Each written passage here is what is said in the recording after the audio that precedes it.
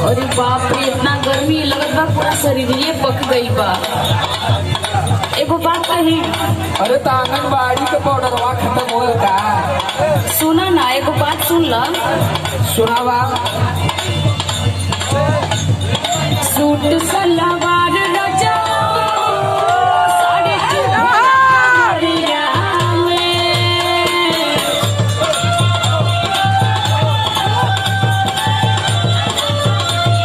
सुना तानी ना?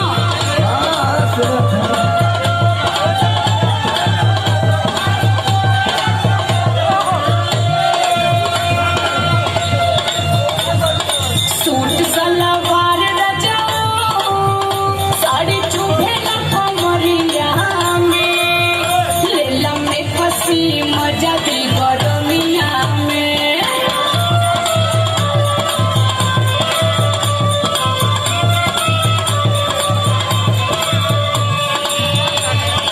अब तक खर्चा बढ़ेगी।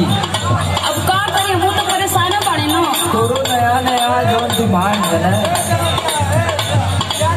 ये हमसे पूरा डिमांड पे ले ले। मेरा सिपाही दिल में मोरे आतिया लगाई भूखा।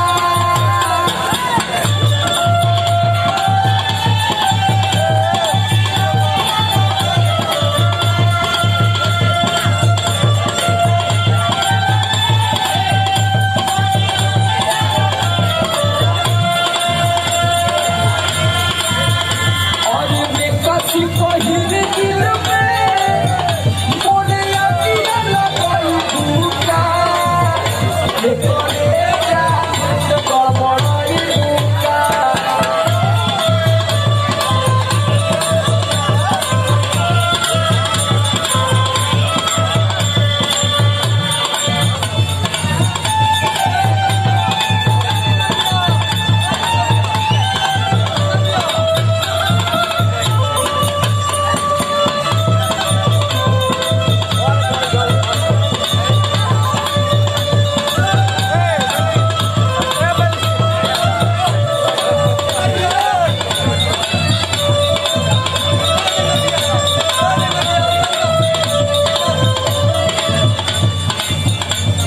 देखा, हम परेशान बानी तबे न कहता नहीं, झूठे को थोड़ा खर्चा करवाई तोहार। सुना, कितनो डोलाई रुपया चोहित में बिनवा, रेंगेला भीतर भीतर देही में फसेनवा।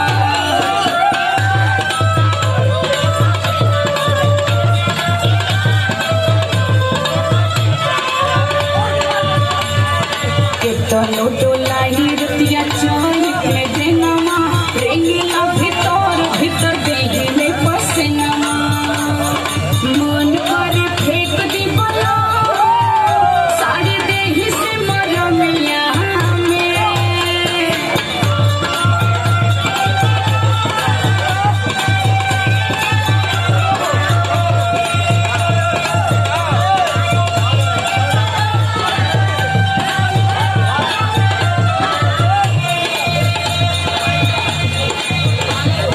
मन करे फेंक दी बला साड़ी देही से मरमिया में, लेला में कसी मजा दे गरमिया में।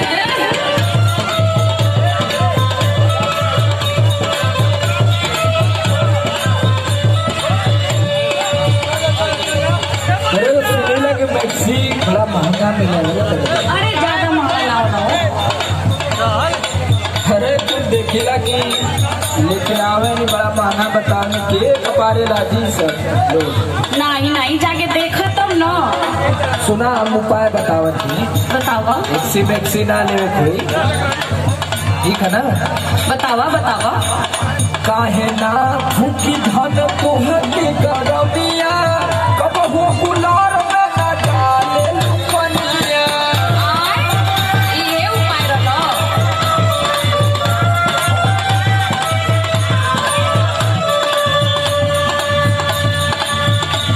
और देखो ऐसे ही कूलर फेंकल है, ओकर मोटर सोटर खराब भैल है। अरे वो पुरान हो। कुल चीज तो के नया चाहिए। सुन जितना कहती उतना सुन। सुनावा। काहे ना फूकी धन तोहर के कर